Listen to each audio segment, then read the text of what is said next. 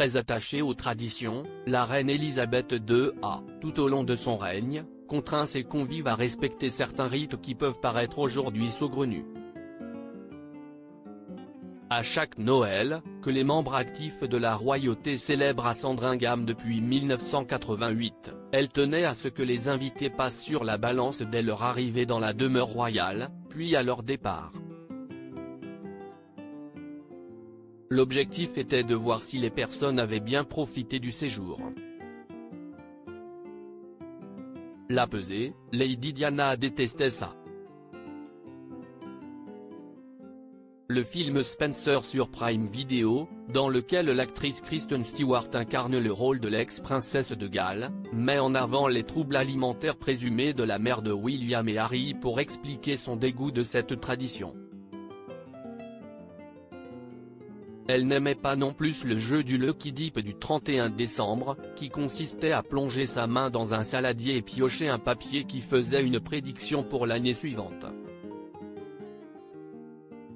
La reine Elisabeth II n'a pas inventé la pesée.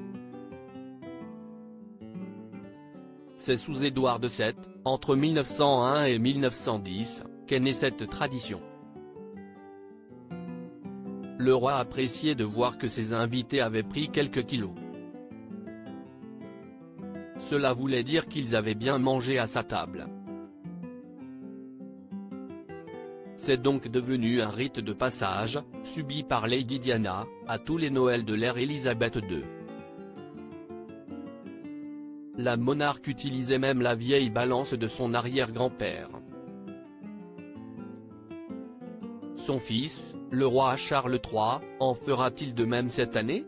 À quoi va ressembler le Noël façon Charles III? Selon plusieurs experts royaux, dont Jenny Bond de la BBC, Charles III aurait préparé un Noël bien moins guindé et formel que les précédents. La fête aura bien lieu à Sandringham.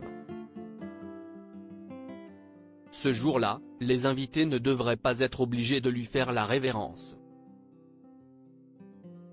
Il ne devrait pas non plus être contraint de regarder son premier discours de Noël en tant que roi à la télévision. Alors seront-ils forcés de se plier à la pesée? Peut-être pas. Ce premier Noël à Sandringham sans Elisabeth II promet d'être vraiment très différent. À commencer par la liste d'invités. Sarah Ferguson, duchesse d'York et ex-femme du prince Edward, sera de la partie. Elle ne l'était plus depuis 1992, année de sa rupture très médiatique avec le dernier fils d'Elisabeth II et du prince Philippe. D'ailleurs, si l'on en croit la presse britannique, c'est le duc d'Édimbourg qui faisait barrage à sa venue.